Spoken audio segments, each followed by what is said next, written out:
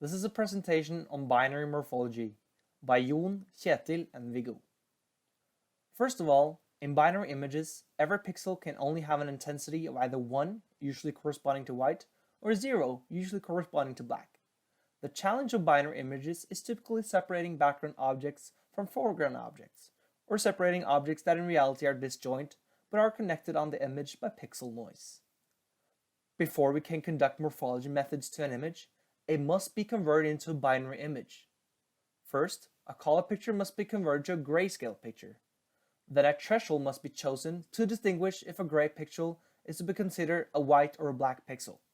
Choosing a threshold is quite challenging, and different methods exist, such as the OTSUS method. Binary morphology operations can now be applied. These involve basic processing to an image, which either cleans it up or improves it, and prepares it for further analysis. The features of morphology are simple and important, but are often embedded into bigger libraries or methods. Example applications for morphology are document processing, medical imaging, and detecting manufacturing defects. Over to some basic operations. A structuring element is a mask that is used to filter the original image.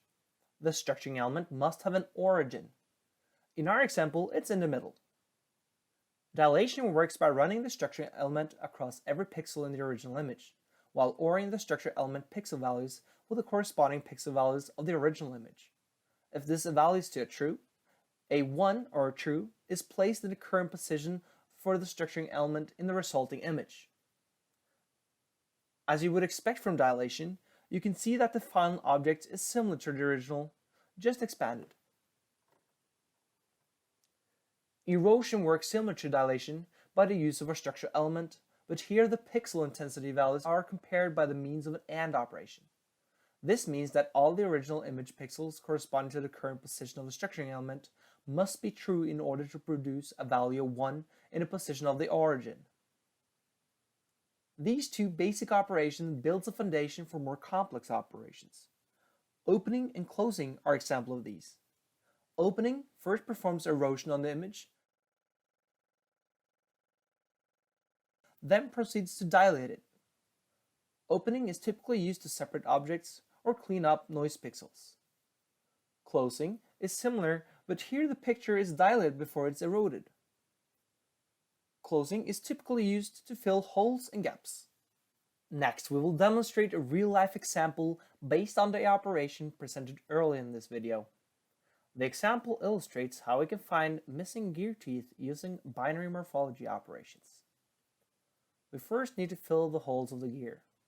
To do this, we find the centers of the holes by eroding the original picture with a ring structuring element. Next, we expand these centers to disks that will fill the holes. This is done with a simple dilation using a disk. The gear is then filled by ORing the original picture with disks found in step 2.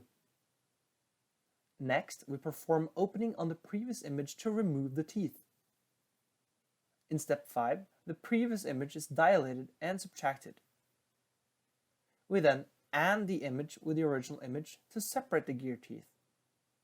We dilate, and then we dilate the difference between step 5 and 7 and OR it with step 7.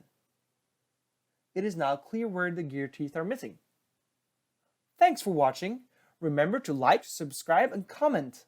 Peace out, bros!